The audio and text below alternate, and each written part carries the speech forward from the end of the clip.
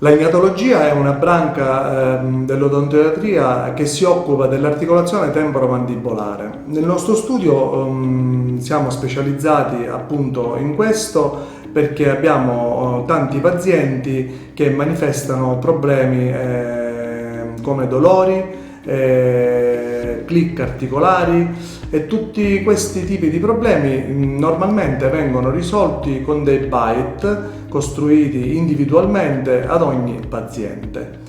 Un'altra patologia frequente è il bruxismo, che è il movimento involontario, normalmente notturno, della mandibola, il movimento involontario della mandibola, e anche questo viene risolto con un bite di gomma che serve a proteggere i denti.